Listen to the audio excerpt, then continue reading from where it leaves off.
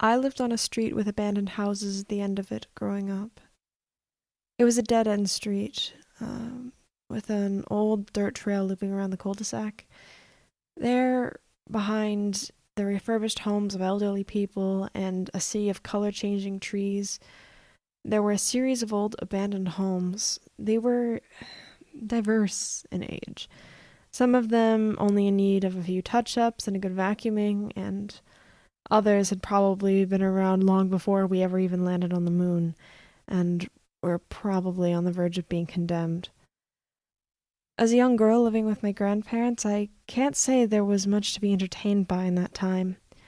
My grandma would take me walking with her down the end of the street to get exercise, and as we walked away to the end, I would always ask about the old trail. She would tell me it was a simple horse trail and that I wasn't allowed to walk on it. In the end, her word was law, and I never even questioned it for the longest time. It wasn't until I was much older that she even admitted that the houses were there.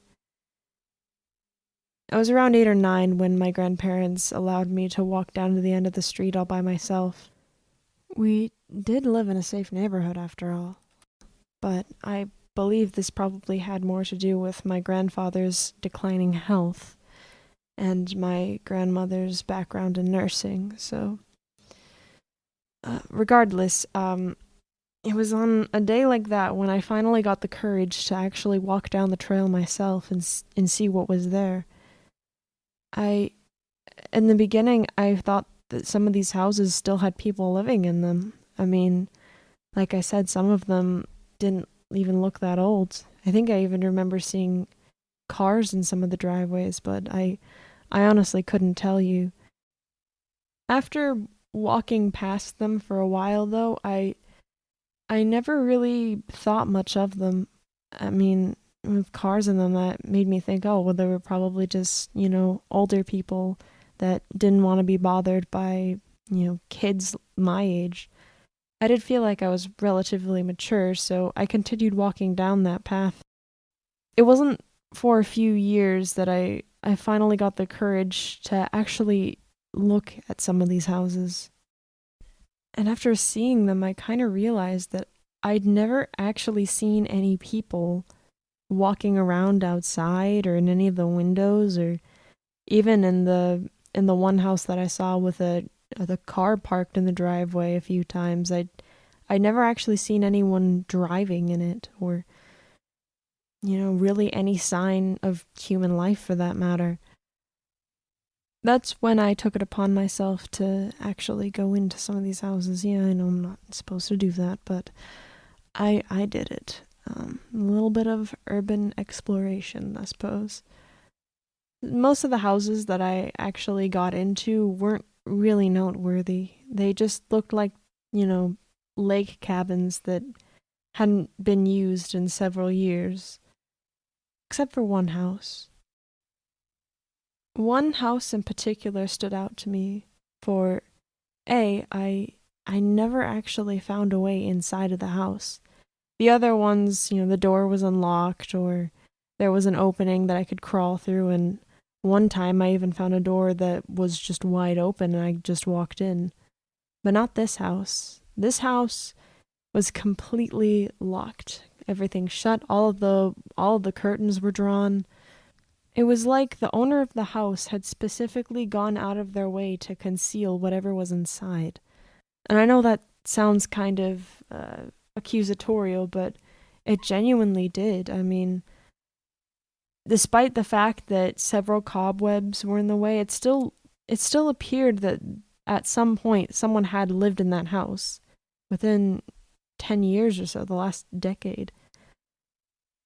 But the thing about this house that made it particularly special in a way were the sounds that came out of it.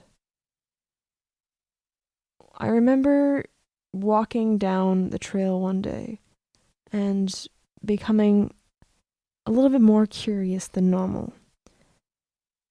And as I was walking out of one of the old houses, I remember hearing classical music. And I instantly got scared because I thought, oh shit, someone probably noticed me. But then after sitting in the bushes and waiting for a little bit, I realized I didn't hear any footsteps, and that's when I started wondering where the music was coming from. I started walking towards that one house, and I put my ear up against it, and I listened for the music.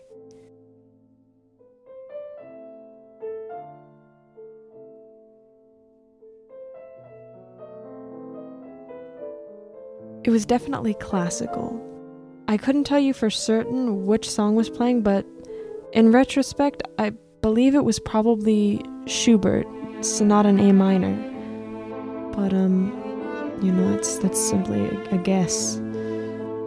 That's when I realized I'd been to this house before and never heard the music. So that could only mean that someone was in the house playing music for some reason, with all the curtains drawn and everything. And that's when I promptly ran out of that area and tried to look as inconspicuous as possible on the way home. It's safe to say that I didn't go over to that house for a while. I actually steered clear from that whole area for several weeks after that. I didn't tell anyone about what I experienced until about a month or two later. I had a friend, for all intents and purposes, let's call him Dave. Dave was a pretty cool guy. He was really courageous, and he liked to take risks and was very, very eager to impress, but not in a, flashy, showy, trying too hard to please way, but more in a, sort of goofy, likable way. And I figured telling him about the spooky houses at the end of the street would be something of interest to him. And when I told him about the classical music coming from the house, he instantly grew curious and asked me to take him to the house.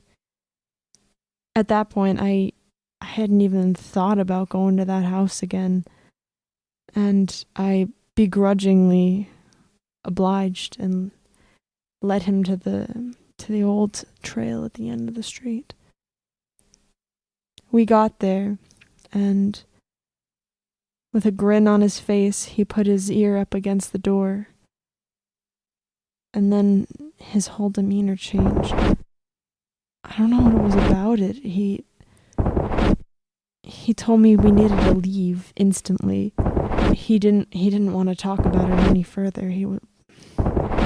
The best word I could probably use is catatonic.